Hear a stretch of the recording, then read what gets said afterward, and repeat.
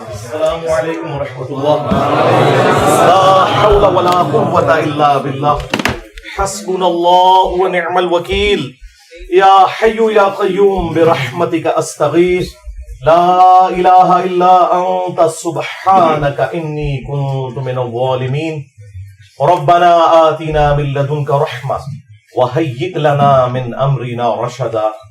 ربنا آتنا فی الدنیا حسنہ وفی الآخرة حسنة وقنا عذاب النار. اللهم صل على محمد وعلى آل محمد وأصحاب محمد وأزواج محمد وأمة محمد أجمعين إلى يوم الدين آمين. الحمد لله رب العالمين والصلاة والسلام على سيد الأنبياء والمرسلين وعلى آلہ واصحابہ اجمعین الی یوم الدین. الحمدللہ آج 20 اگست 2023 کو سنڈے کے دن ہمارا یہ پبلک سیشن نمبر 108 منعقد ہونے جا رہا ہے. آپ کے یہ ریئل ٹائم سوالات پرچیوں کی شکل میں میرے پاس آئے ہوئے ہیں. انشاءاللہ میں انہیں بعد میں ڈسکس کروں گا. پہلے اس ویک کا ایک بڑا دل خراش انسیڈنٹ اسے میں چاہ رہا ہوں کہ تھوڑا بریف کر دوں. اور وہ ہے 16 اگست 2023 کو جو فیصل آباد کے پاس ایک شہر ہے جڑاں والا، وہاں پر کرسچن کالونی کے اندر توہین مذہب کی آڑ میں ایک مبینہ جو بیان کی گئی اس کی ابھی تصدیق نہیں ہوئی کہ وہ کس حد تک درست ہے، اس کے پیچھے کون ہے. قرآن حکیم کی بے حرمتی، اسے بنیاد بنا کر تقریباً 19 کے قریب گرجوں کو آگ لگائی گئی، جلا کر راکھ کر دیا گیا. وہاں سے صلیبیں اتار کے توڑ دی گئیں اور تقریباً 86 مکانات جو ہیں وہ نظر آتش ہوئے ہیں. اللہ کا شکر ہے کہ کوئی جانی نقصان نہیں ہوا، کیونکہ پہلے ہی اناؤنسمنٹ کر دی تھی وہاں پر مساجد سے لوگوں نے کہ ہم انورٹڈ کاما میں بڑا مقدس کام کرنے والے ہیں. اور شکر ہے وہاں پہ لوگوں کو عقل تھی اور انہیں یہ یقین تھا کہ ہماری اسٹیٹ ہمیں بچانے کے لیے نہیں آئے گی. ہماری اسٹیٹ صرف ایکٹیو ہوتی ہے جب کسی اسٹیٹ کے ادارے کے بارے میں کوئی ورڈکٹ دے دے، کبھی غدار وطن کے نام کے اوپر اور کبھی توہین عدالت کے نام کے اوپر. عوام الناس کا کوئی پرسان حال نہیں ہے. تو وہاں سے عوام نکل گئی تھی، اس وجہ سے شکر الحمدللہ کافی حد تک بچت ہو گئی. لیکن املاک کو تو نقصان پہنچا ہے اور جو گرجے ہیں ان کی توہین تو ہوئی ہے. جن لوگوں نے بڑی محنت سے سالوں کی کمائی کر کے یہ جمع پونجی اپنی جمع کی تھی وہ تو لٹ گئی. اور اس پر ترا یہ کہ نہ صرف آگ لگائی گئی بلکہ ان کے گھروں سے چیزوں کو لوٹا گیا. کسی کا زیور تھا تو وہ بھی نہیں مل رہا. یعنی ایک قسم کا آپ سمجھ لیں کوئی میدان جنگ انہوں نے بنا لیا تھا اسے. اور جو لوگ وہاں نعرے لگا رہے تھے لبیک یا رسول اللہ کے، تو یہ رسول اللہ صلی اللہ علیہ وآلہ وسلم کی تعلیمات کا مذاق اڑانے کے مترادف ہے. آپ صلی اللہ علیہ وآلہ وسلم کی تو ایسی کوئی تعلیمات نہیں ہے. خیر، وہ نعرے لگانے سے کم از کم عوام الناس کو پتہ چل گیا یہ کون سی پارٹی ہے، کن سے موٹیویٹڈ لوگ ہیں. ہمارے جو آئی جی پنجاب ہیں ڈاکٹر عثمان صاحب حفظہ اللہ تعالی، نیک سیرت انسان ہے، اچھے انسان ہیں. ہر جگہ اس طرح کے مواقع کے اوپر وہ پہنچتے ہیں. اس موقع پہ بھی وہاں پہ پہنچے وہ، اور انہوں نے ایک بڑی حیران کن بات بتائی جو میرے لیے بڑی اسٹانشنگ تھی. وہ کہنے لگے کہ پولیس انہیں روکنے میں اس لیے ناکام ہوئی ہے کہ 6000 کے قریب مجمع بیک اپ میں تیار تھا جس نے وہاں پہ حملہ کرنا تھا، اور ہمارے پاس اتنی نفری نہیں تھی. اگر ہم کنفرنٹ کرتے تو زیادہ نقصان ہوتا. اب اگر آئی جی پنجاب یہ سٹیٹمنٹ دے رہے ہیں ویڈیو میں تو اس کا مطلب تو بہت خطرناک ہے. کہ 6,000 موٹیویٹڈ لوگ اس طرح کی ایکٹیویٹیز پرفارم کرنے کے لیے وہاں پر موجود تھے، تو یہ اسٹیٹ کس قسم کی تربیت کر رہی ہے، یا یہاں پہ بیٹھے ہوئے لوگ کس قسم کے لوگ پروڈیوس کر رہے ہیں کہ جہاں اتنا بڑا مجمع آپ کو اویلیبل ہو جاتا ہے. پلس انہوں نے یہ بھی کہا کہ ہم اگر کوشش بھی کرتے ان کو روک نہیں سکتے تھے، اس لیے ہم نے پھر کوشش کی کہ جو لوگ یہاں سے نکل سکتے ہیں انہیں تو بچا کے نکالیں.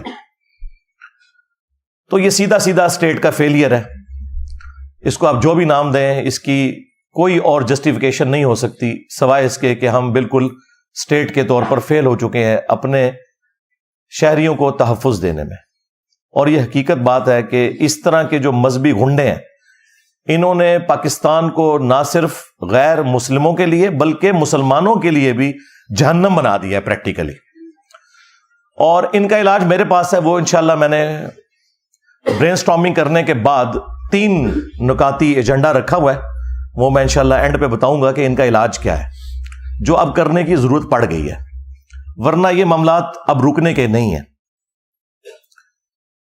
صلیب توڑ کر نیچے پھینکی گئی. مجھے بتائیں اسی فرقے والے کی مسجد سے اگر نقش نالین پاک کوئی توڑ کے اس طرح زمین پر پھینکے تو انہیں کتنی تکلیف ہوگی.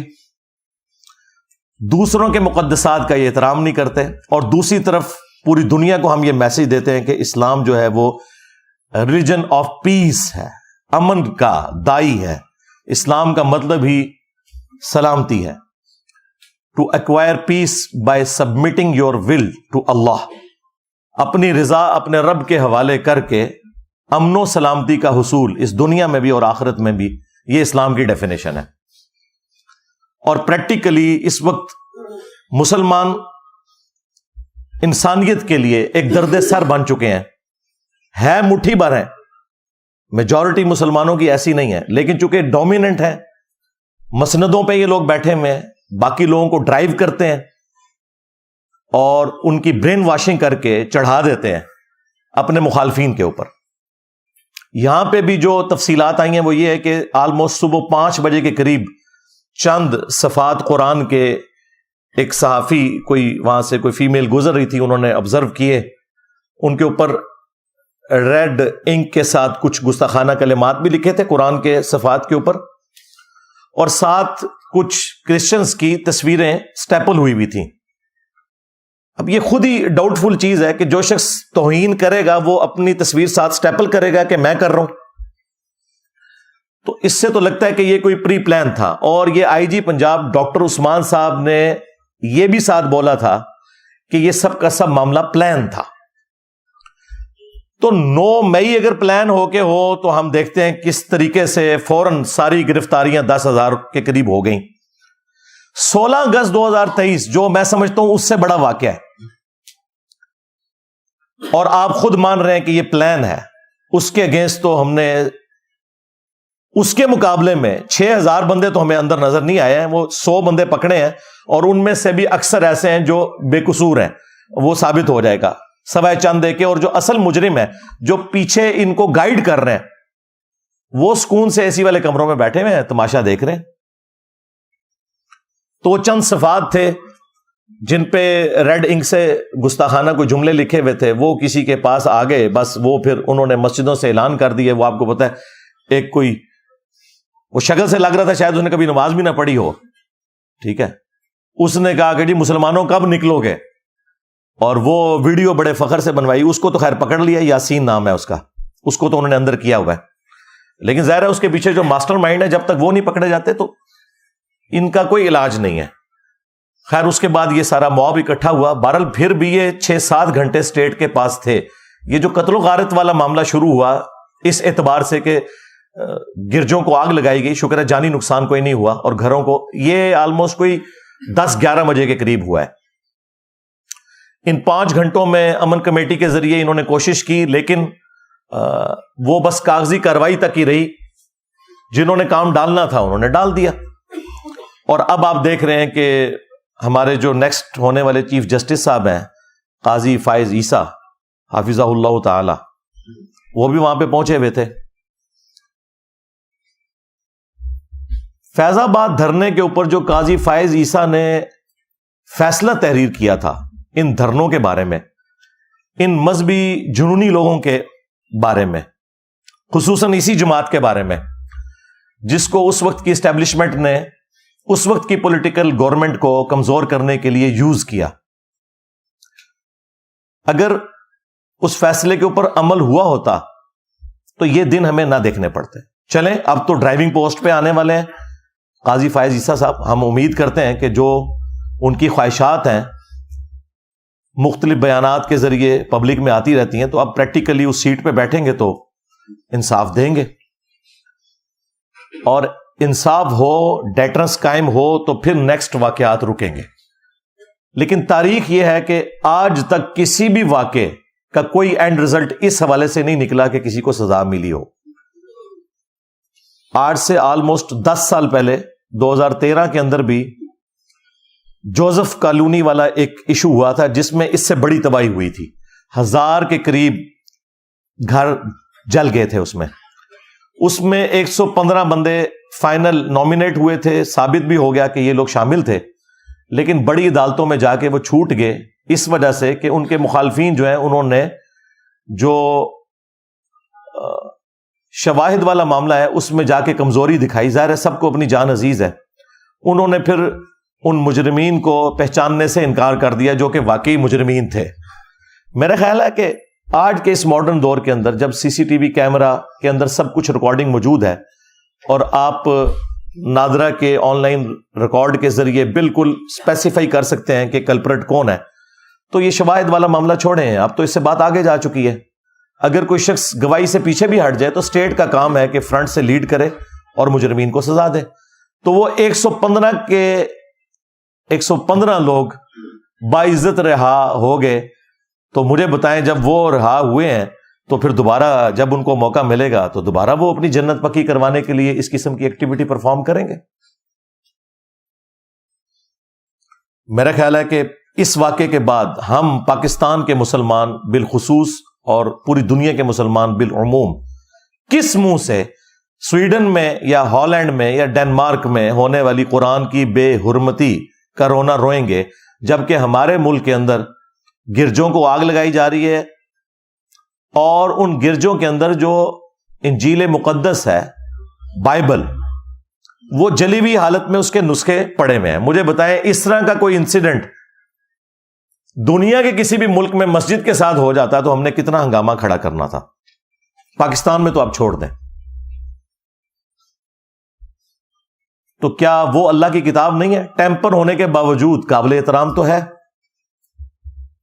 ہمارا ایمان ہی مکمل نہیں ہوتا جب تک کہ ہم الہامی کتابوں کے اوپر ایمان نہ لے آئیں۔ اسلام کے نزدیک جیزس کرائسٹ عیسیٰ ابن مریم علیہ السلام کا کفر کرنے والا بھی اتنا ہی بڑا کافر ہے جتنا محمد رسول اللہ صلی اللہ علیہ وآلہ وسلم کا انکار کرنے والا ہے۔ عیسیٰ ابن مریم مسلمانوں کے ایمان کا حصہ ہے، ان کی محبت۔ اور کل تک ہم فخریہ دنیا کو یہ کہا کرتے تھے کہ دیکھو سو کالڈ کرسچنز، ویسے وہ کرسچنز نہیں ہیں، ایتھیسٹ ہیں، جو قرآن کی بے حرمتی کرتے ہیں یا خاکے بنواتے ہیں نبی صلی اللہ علیہ وآلہ وسلم کے، تو ہم نے کبھی بھی ریونج میں آ کے کاؤنٹر کرنے کے لیے عیسیٰ ابن مریم کا کوئی خاکہ نہیں بنایا، ہم نے کبھی بائبل کی توہین نہیں کی، یہ ہمارا فخر تھا۔ آج آپ کا وہ فخر بھی ختم ہو چکا ہے۔ اس ایک واقعے کی ہیٹ سالوں تک ہم محسوس کریں گے۔ میرا خیال ہے جس طرح 9 مئی کو سیریس لیا پاکستان کی فوج نے، اس سے زیادہ سیریس اس 16 اگست کے ایشو کو لینا چاہیے، ادروائز یہ ملک تباہی کی طرف جا رہا ہے۔ اس کے لیے کاؤنٹر نیریٹو کیا ہے وہ میں بعد میں بتاؤں گا، پہلے میں تھوڑا سا مسلمانوں کو جھنجھوڑ لوں۔ اللہ تبارک و تعالیٰ نے سورہ آل عمران کے اندر سٹارٹ ہی میں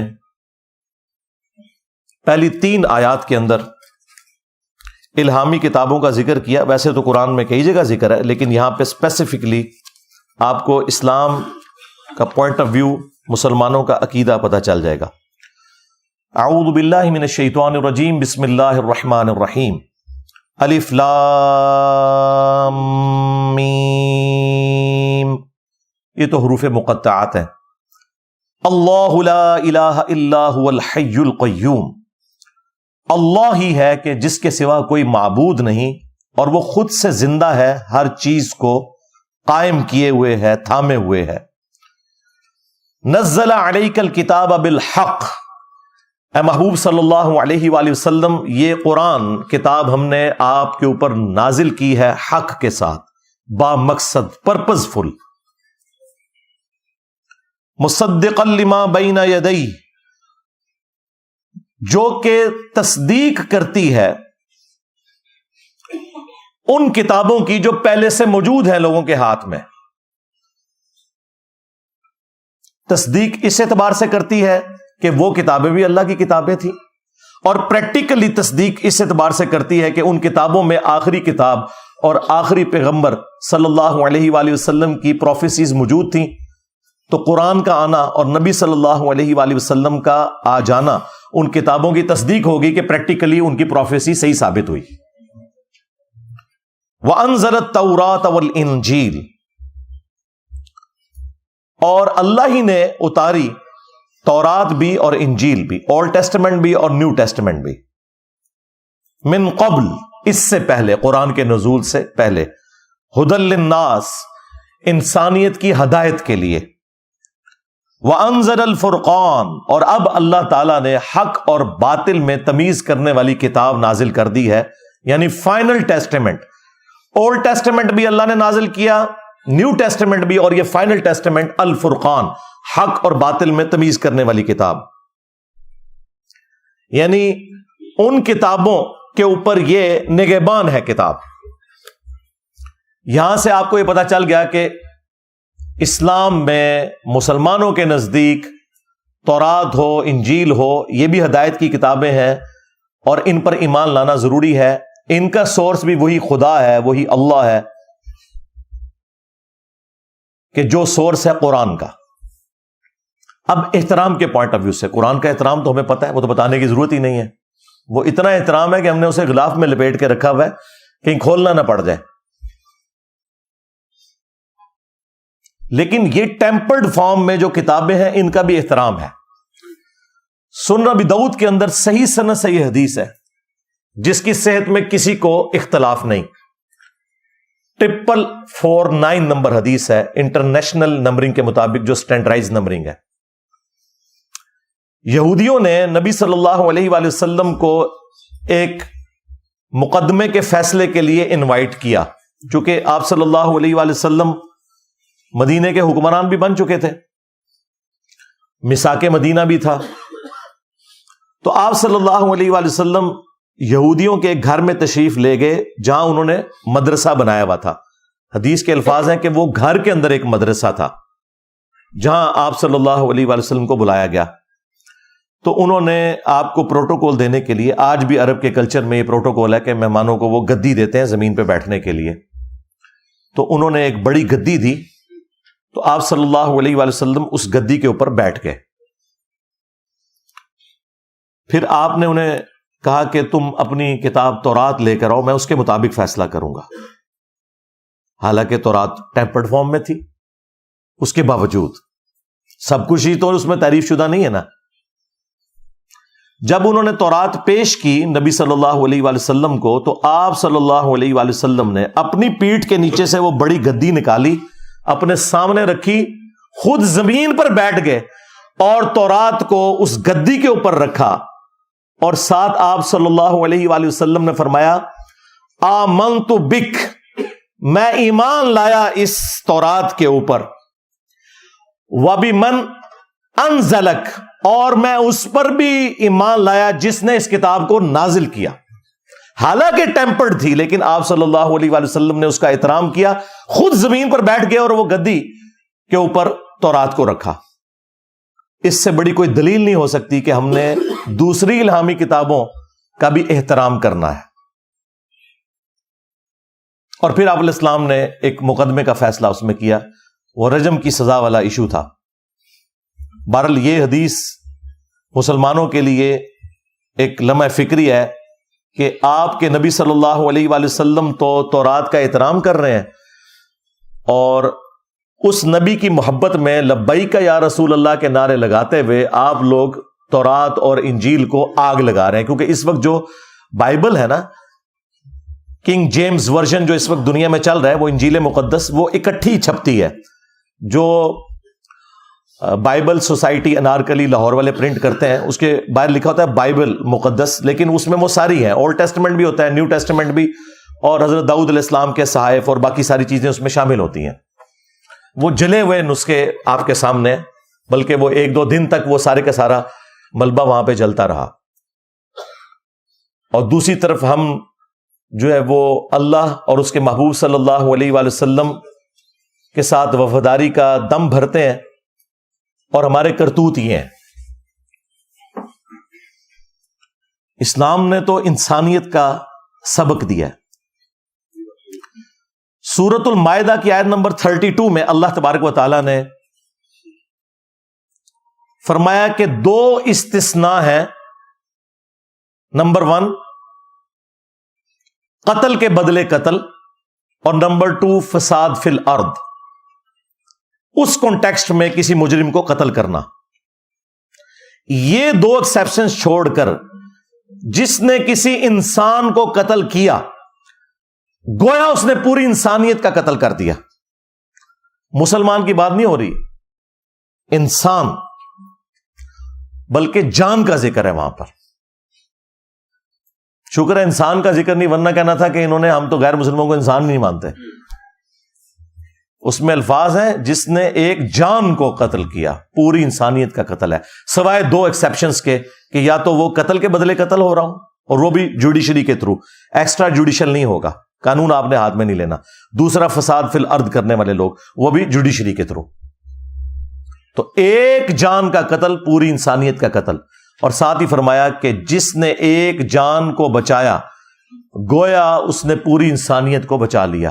اور یہ جو دوسرے والا پورشن ہے نا، یہ ہمارے ہاسپٹلز کے باہر لکھا ہوتا ہے، اور ڈاکٹرز کہتے ہیں کہ ہم وہ مسیحا ہیں جو کہ بچاتے ہیں جانیں، اور سب سے بڑے چور اور ڈاکو یہ لوگ ہوتے ہیں، الا ماشاء اللہ. اور صحیح بخاری میں حدیث ہے کہ اللہ کے محبوب صلی اللہ علیہ وآلہ وسلم نے فرمایا، جس نے ایک ذمی غیر مسلم کو جو مسلم سٹیٹ کے اندر ٹیکس پے کر کے رہ رہا تھا، جس طرح کہ یہاں پہ کرسچنز رہ رہے ہیں، جوز تو اب بہت تھوڑے رہ گئے، ہندو ہزاروں کی تعداد کے اندر ہے، بلکہ لاکھوں میں ہوں گے. مسلم سٹیٹ کے اندر ٹیکس دے کر جو غیر مسلم رہ رہے ہیں، جس نے کسی غیر مسلم کو قتل کر دیا تو وہ جنت کی خوشبو بھی نہیں پائے گا، حالانکہ جنت کی خوشبو 40 سال کی مسافت سے آ رہی ہوگی. نبی علیہ السلام کہہ رہے ہیں کہ ایک غیر مسلم کو بھی ناحق قتل کرنے والا جنت میں تو جانا دور کی بات، جنت کی خوشبو بھی نہیں پائے گا. اور یہاں پہ نان مسلم کا ذکر ہے، اور ہمارے یہ جو مذہبی گنڈے ہیں، ان کے ہاتھوں سے نہ نان مسلم محفوظ ہیں اور نہ مسلمان محفوظ ہیں. یہ آیات، یہ احادیث کیا انہوں نے کبھی اپنے ممبروں سے بیان کی اور عوام الناس کو نارملائز کرنے کی کوشش کی؟ نہیں، یہ کام کبھی یہ کر ہی نہیں سکتے، ان کو کبھی توفیق ہی نہیں ملنی. ان کی تربیت خود بھی ایسی نہیں ہے، دوسرا ان کی کمپیٹنسی بھی نہیں ہے، اور تیسرا یہ جذباتی ڈاکٹرن کے ذریعے فساد مچا کے رکھنا چاہتے ہیں تاکہ ان کی جو روزی روٹی ہے نا وہ اس سے چلتی رہے. بس ٹوٹل ان کا جو مقصد ہے وہ یہ ہے. اب آ جائیں آخر میں، جو میں نے 3 نکاتی ایجنڈا برین سٹارمنگ کر کے بڑا سوچ کے تیار کیا ہے. ہو سکتا ہے کہ بعض لوگوں کو وہ برا بھی لگے، اس لیے میں اس کو بیان کرنے سے پہلے آپ سے ریکویسٹ کروں گا، صلو علی محمد و آل محمد، اللہم صلی علی محمد وعلی آل محمد واصحاب محمد وازواج محمد وامت محمد اجمعین الی یوم الدین.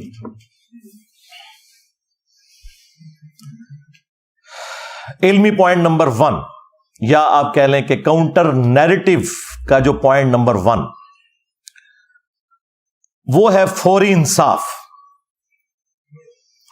جب تک فوری انصاف نہیں ہوگا، نہ صرف اس معاملے میں بلکہ آج تک جتنے بھی اس طرح کے ایکسٹرا جوڈیشل معاملات ہوئے اور ان میں مجرمین آئیڈینٹیفائی ہوئے، ان کو سزائیں نہیں دی جائیں گی، تب تک مستقبل میں کبھی بھی ڈیٹرنس نہیں ہوگی. اس سے بھی آسان الفاظ میں سمجھاتا ہوں کہ جس طرح ہماری عدالتیں توہین عدالت کے مسئلے میں بڑی سینسٹیو ہیں، اور ہمارے ریاستی ادارے حب الوطنی کے نام کے اوپر کسی کو غدار وطن جب کہہ رہے ہوتے ہیں اور وہ سمجھ رہے ہوتے ہیں، اس معاملے میں جتنے وہ سینسٹیو ہیں، یا ابھی حالیہ جو یہ 9 مئی والا واقعہ ہوا، اس کے اوپر جتنے سینسٹیو ہیں، اور فوراً وہ سارے کے سارے معاملات انہوں نے طے کر لیے ہیں کہ اب یہ بھی ہوگا، یہ بھی ہوگا، وہ بھی ہوگا، اور سینٹ سے بھی انہوں نے اب فائنل اپروول کروا لی ہے، اور کتنی انہوں نے ایکٹس کے اندر تبدیلیاں کروا لی ہیں. اسی طرح کے معاملات جب تک یہ مذہبی گنڈوں کے لیے نہیں ہوتے نا، جنہوں نے پاکستان کو جہنم بنا دیا پریکٹیکلی، مسلمانوں کے لیے بھی اور غیر مسلمز کے لیے بھی، اس معاملے میں سے کچھ بھی نہیں نکلنے والا. اور یہ جو تھوڑی بہت آپ کو پالیسی کا شفٹ بھی پچھلے کچھ سالوں میں نظر آیا نا، اس میں بھی ہمارے ریاستی اداروں کا اس حوالے سے کوئی پلان نہیں تھا کہ انہوں نے یہ کام کرنا ہے. وہ اسی طریقے سے چل رہے تھے کہ مولویوں کو انہوں نے بھرتی کیا ہوا تھا، نان اسٹیٹ ایکٹرز کو اپنے مقاصد کے لیے یوز کرتے تھے، اور پھر مولوی ان کا بھی کام کرتے تھے اور اپنا بھی کام نکالتے تھے. اور یہ باتیں میں اس وقت سے کر رہا ہوں جب انہوں نے گود لیا ہوا تھا. اس وقت کو بات کرنا بھی ایک بڑی دلیری کا کام تھا. آج تو یہ خود کہہ رہے ہیں کہ جی یہ ہمارے گاٹے فٹ ہو گئے، لیکن ان کو اس وقت ہماری بات نہیں سمجھ آئی. میری 2012-13 کی ویڈیوز یوٹیوب پہ اپلوڈ ہے، نیچے اپلوڈنگ ڈیٹ بھی آ جائے گی، میں اس وقت کیا باتیں کر رہا تھا.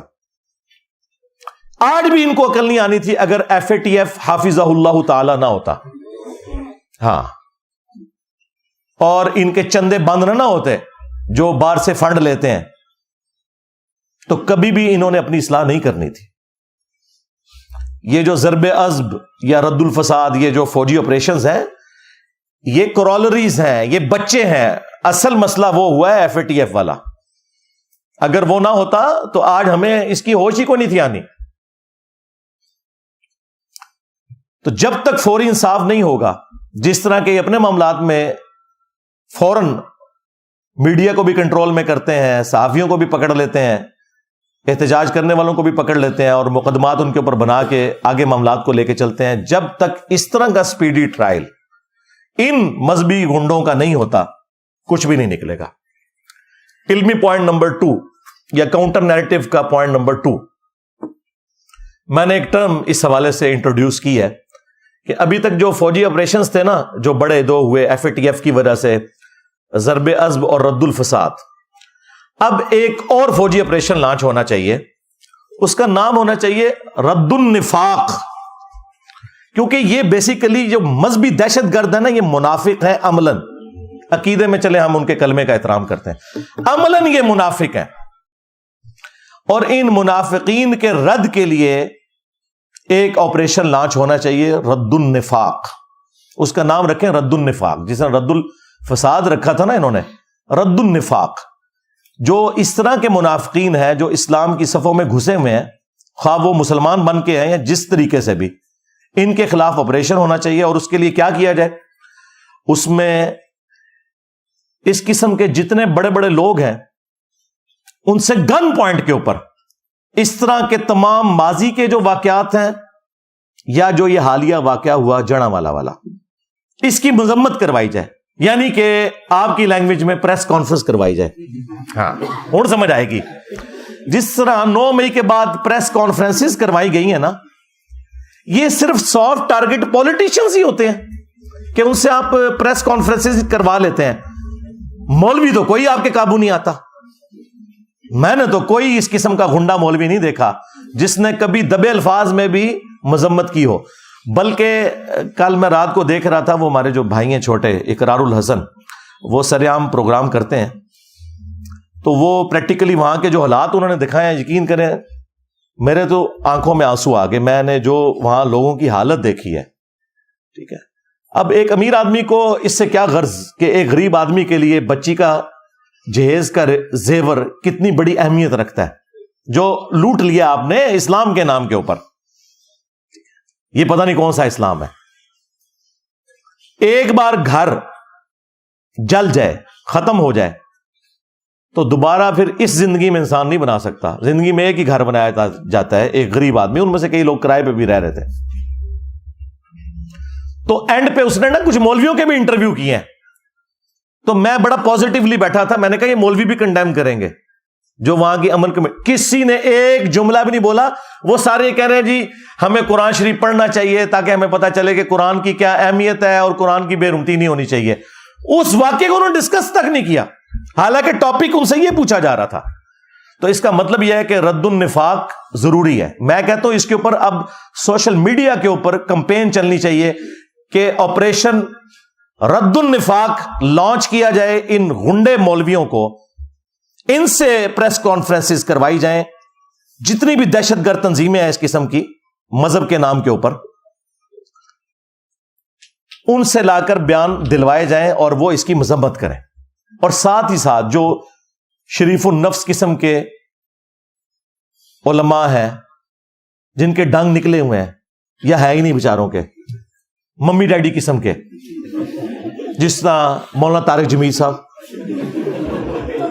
مفتی تقی عثمانی صاحب, مفتی منیب الرحمان صاحب, ثاقب رضا مصطفی, اس قسم کے جو لوگ ہیں نا, ان لوگوں کو جن کی فین فالوئنگ بہت زیادہ ہے, اس میں کوئی شک نہیں ہے, ان لوگوں کو فرنٹ پہ لا کے یہ تو بغیر کسی دھمکی کے بھی پریس کانفرنس کرنے کے لیے تیار ہو جائیں گے. شریف لوگ بیچارے, ہاں, خود وکٹم ہے انہی دہشت گرد تنظیموں کے یہ لوگ. ان سے کم از کم ان سے تو بیانات دلوائے جائیں ان لوگوں کے خلاف جنہوں نے یہ ایکٹیویٹی پرفارم کی. یہ رد النفاق کا پہلا حصہ ہے جو میں بیان کر رہا ہوں. اور دوسرا حصہ جو ہے نا وہ علمی پوائنٹ نمبر 3 ہے, جو کاؤنٹر نیریٹو کا تیسرا پوائنٹ ہے. یہ بھی میں آج آن ایئر پہلی دفعہ, اس کے لیے میں نے ٹرم سوچی میں کیا ڈیوائز کروں. آپ کو پتا ہے کہ یورپ کی ترقی کے پیچھے جو سب سے بڑی ایکٹیویٹی ہے نا, وہ یہ کہ انہوں نے علماء کو, جو ان کے پادری تھے, مولوی جن کو آپ کہہ لیں, ان سے جان چھڑا لی اور انہیں ایک ویٹیکن سٹی بنا کے دے دیا کہ جو کچھ تم نے کرنا ہے نا یہاں کرو بیٹھ کے. جب سے یہ ویٹیکن سٹی بنا ہے نا کرسچنز کا,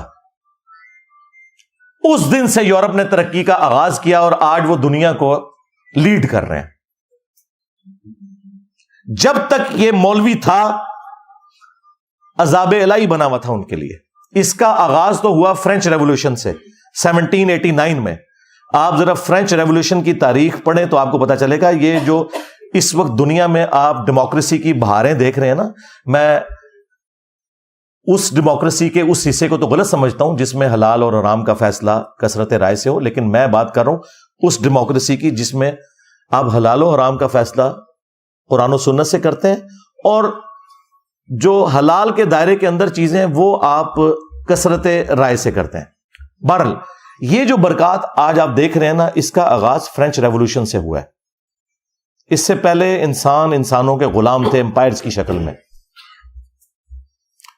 نبی صلی اللہ علیہ وآلہ وسلم نے جو ریولوشن برپا کی خلافت راشدہ کے دور کے اندر, تو وہ بڑے اچھے طریقے سے چلی, لیکن بعد میں پھر ایک سپر پاور ہم بھی بن گئے اور بنو امیہ اور بنو عباس یہ بھی امپائرز کھڑی ہو گئی, اور پھر وہی سلسلے شروع ہو گئے جو رومنز کے تھے, پرشینز کے تھے. فرینچ ریولوشن جو آئی ہے اس نے پہلی دفعہ وہ آپ سمجھ لیں کلٹ توڑا. وہاں پہ بھی جو پادری تھے وہ کیا کرتے تھے, وہ چندے عوام سے بٹورتے تھے, کچھ شہنشاہ کو کھلاتے تھے اور کچھ اپنے چرچز کے اوپر اور اپنی ذات کے اوپر لگاتے تھے, اور یہ سلسلہ چل رہا تھا. پھر عوام کو وہاں ہوش آئی اور انہوں نے کہا کہ یار ان مولویوں سے جان چھڑاؤ, اور پھر ان ساروں کو پھانسیاں دی گئی ہیں, حتیٰ کہ شہنشاہ بھی اور وہ بھی. اور یہ پہلا اس ماڈرن دور کے اندر جو پہلا آپ سمجھ لینا ایک مائل سٹون ہے وہ فرینچ ریولوشن ہے 1789. پھر اس کے بعد آہستہ آہستہ یہ چیز پھیلتی چلی گئی. پھر ہم نے دیکھا کہ رشین امپائر بھی ٹوٹ گئی, وہاں پہ بھی کمیونزم کا انقلاب آیا. ٹھیک ہے, اس میں کچھ چیزیں کباہتے تھیں, لیکن اوور آل معاشرے کے لیے تو وہ اچھی چیز تھی. اور سلطنت عثمانیہ بھی ٹوٹی. ہمیں صرف پتہ ہے سلطنت عثمانیہ ٹوٹی ہے. اور بھائی سلطنت عثمانیہ ان سب سلطنتوں میں چھوٹی تھی جو ٹوٹی ہے. گریٹ برٹن ٹوٹ گیا, جو انسانی تاریخ میں سب سے بڑی حکومت, جہاں سورج ہی غروب نہیں ہوتا تھا. اتنی بڑی حکومت تو کبھی بھی کسی نے نہیں کی ہے, نہ منگولوں نے کی نہ مسلمانوں نے کی جو گریٹ برٹن کی تھی. یعنی پورا اب سب کانٹیننٹ ان کے پاس تھا, اندازہ کریں. اور ادھر سے آسٹریلیا اور وہ سارے علاقے اور پھر افریقہ تک ان کی حکومت وہ بھی ٹوٹ گئی. جرمنی کی حکومت بھی ٹوٹی. یہ ساری کی ساری امپائرز ٹوٹنا شروع ہوئی, لیکن آغاز ہوا فرینچ ریولوشن سے. اور اس کو اگر آپ سٹڈی کریں گے تو آپ کو پتا چلے گا وہاں بھی مسئلہ مولوی تھا. یہ آج آپ جو سکون کی زندگی دنیا میں گزار رہے ہیں نا, آپ نے ارطغرل ڈرامے میں, وہ تو زیادہ تر تو ڈرامہ ہی ہے اس کے اندر, لیکن اوور آل جو چیز دکھائی گئی ہے نا, یہی ہوتا تھا کہ لوگ بےچارے دن کے وقت شکار کرنے گئے ہیں, واپسی پہ آئے تو سارے فیملی ممبرز ہی قتل ہو گئے ہیں, کسی قبیلے نے حملہ کیا اور سارا کچھ ملیا میٹ کر دیا. اب تو اس طرح نہیں ہوتا. یہ ساری برکات ہے فرینچ ریولوشن کی اور اس کے بعد امپائرز گرنے کی. اور پھر آخری جو بلو ہوا ہے نا, وہ سیکنڈ ورلڈ وار ہے. ہٹلر ایک اس دنیا کے لیے عذاب الہی تھا, لیکن اس کا فائدہ یہ ہوا کہ ہٹلر کی ان جنگوں کی وجہ سے, اگرچہ وہ جنگ تو ہار گیا, لیکن گریٹ برٹن اتنی کمزور ہو گئی کہ انہیں مجبوراً ہمیں آزادی دینی پڑی. یہ آپ کو جو بتایا جاتا ہے نا ہمارے بزرگوں کی قربانیاں, یہ بزرگوں کی قربانیاں بعد میں ہیں جو پارٹیشن کے وقت ہوئی. بیسیکلی گریٹ برٹن اس امپائر کا بوجھ اب اٹھا ہی نہیں سکتی تھی. ان کے پاس اتنے ریسورسز نہیں رہے تھے, کیونکہ وہ اس دوسری جنگ عظیم میں اتنے کمزور ہو گئے تھے کہ یہ معاملات چلا نہیں سکتے تھے. اگر وہ دوسری جنگ عظیم نہ ہوئی ہوتی نا, تو آج یہاں پہ بلٹ ٹرین چل رہی ہوتی. ہاں, یعنی انگریز بیٹھے ہوتے ہیں. ہاں,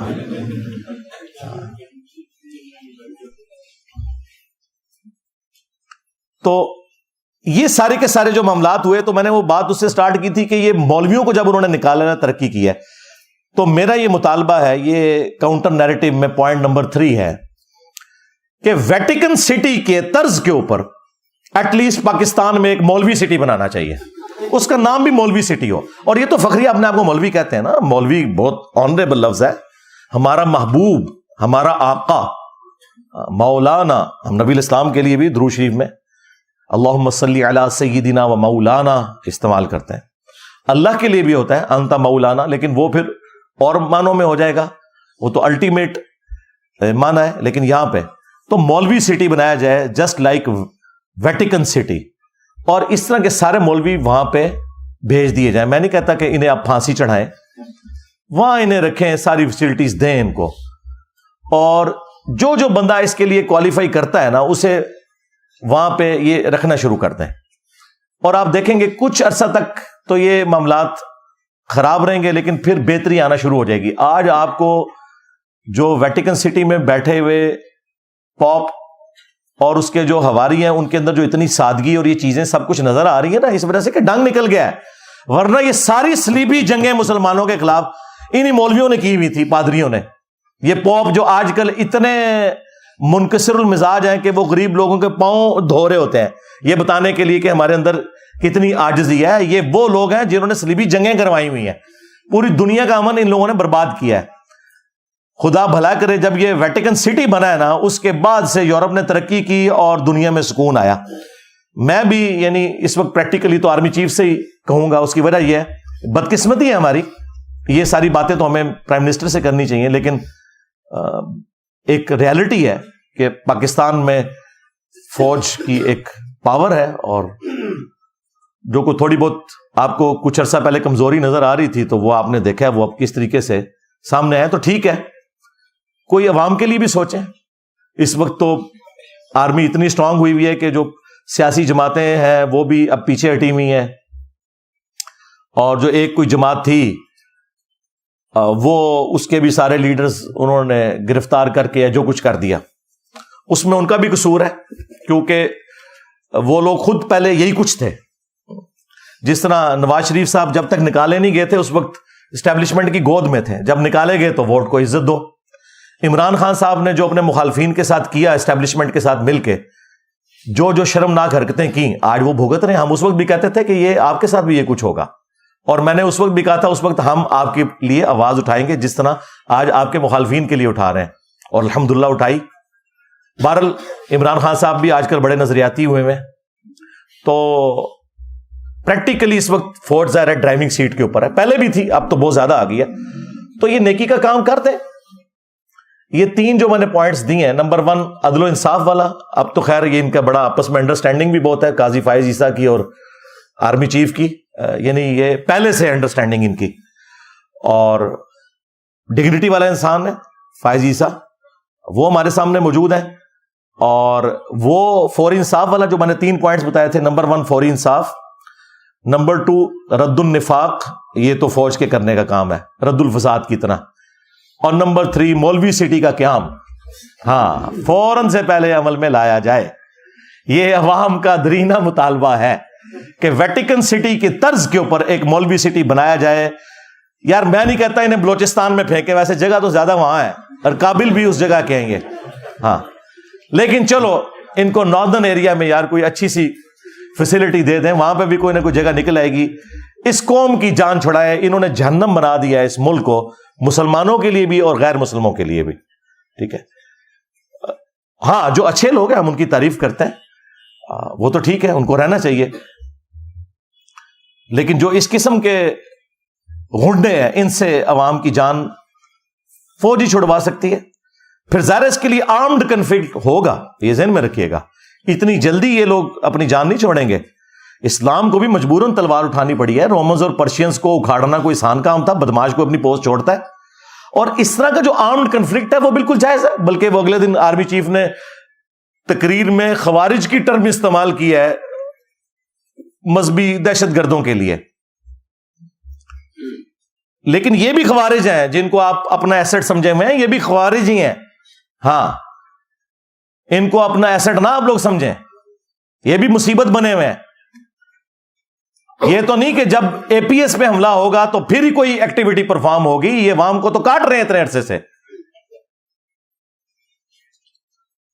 تو یہ مولوی سٹی کا قیام بہت زیادہ ضروری ہے, اور عام کنفلکٹ ہو تو ضرور ہو.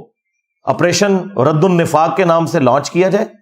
اور اللہ تعالیٰ نے سورۃ الحج میں آیت نمبر 40 میں ارشاد فرمایا کہ اگر اللہ تعالیٰ بعض لوگوں کو بعض سے ٹکروا کر, یعنی جنگوں کا معاملہ نہ کرتا, تو کوئی خانقاہ, کوئی گرجا, کوئی معبد جو یہودیوں کے عبادت خانے, اور کوئی مساجد یہ سلامت نہ رہتی کہ جہاں پر اللہ کا کثرت سے ذکر کیا جاتا ہے. اسلام نے تمام مذاہب جو آسمانی ہیں ان کی عبادت گاہوں کے بارے میں کہا کہ یہ قائم ہے, اور ان میں اللہ کا ذکر اس لیے ہو رہا ہے کہ بعض کو بعض سے اللہ تعالیٰ ٹکرواتا ہے. یعنی جو جہاد ہے, قتال ہے, جو صحیح کاز کے لیے ہو, یہ اس کی برکت سے یہ سب کچھ ہوتا ہے. دیکھ لیں کرسچنز جب پورے عروج پہ تھے, یہودیوں کو گھسنے نہیں دیتے تھے یروشلم میں. یہ تو بیت المقدس جب سیدنا عمر نے فتح کیا تو انہوں نے انٹرنیشنل سٹی ڈکلیئر کیا اور یہودیوں کو آنے کی اجازت ملی. تو وہ اگر آرمڈ کنفلکٹ سیدنا عمر نہ کرتے, جنگ یرموک نہ ہوئی ہوتی, تو یہودی اپنے اس علاقے میں واپس جا سکتے تھے یا وہاں زیارت کے لیے جا سکتے تھے. تو اس طرح کا آرمڈ کنفلکٹ تو کرنا پڑتا ہے. باقی اسلام نے کبھی تلوار کی زور پہ کسی کو اسلام میں داخل نہیں کیا. ہاں, وہ سورۃ البقرہ میں واضح آیت ہے, لا اکراہ فی الدین قد تبین الرشد من الغی. دین قبول کرنے کے معاملے میں کسی کے اوپر کوئی جبر نہیں ہے. اللہ تعالیٰ نے ہدایت کو گمراہی سے الگ کر کے بیان کر دیا ہے. اب جس کی مرضی وہ قبول کرے, جس کی مرضی نہ قبول کرے. اینڈ پہ میں پھر ریکویسٹ کروں گا کہ انصاف کا دامن تھاما جائے, اور فوراً سے پہلے کوئی اس معاملے میں حق کی آواز سننے کو ملے ہمارے بڑوں کی طرف سے, چیف جسٹس کی طرف سے, آرمی چیف کی طرف سے. پرائم منسٹر تو اس وقت پریکٹیکلی کوئی ہے ہی نہیں ہے کیونکہ الیکٹڈ بندہ نہیں ہے, لہٰذا وہ تو ایک برکت کے لیے ہیں, ان کا بھی چلے نام لے دیتے ہیں, وہ بھی خوش ہو جائیں. تو جب کوئی الیکٹڈ پرائم منسٹر آئے، کوئی بھی آئے جو عوام کا نمائندہ ہو، تو اس کے لیے میں پہلے ریکویسٹ کر رہا ہوں کہ آپ نے حق کے لیے، انصاف کے لیے کھڑے ہونا ہے عوام کے ساتھ.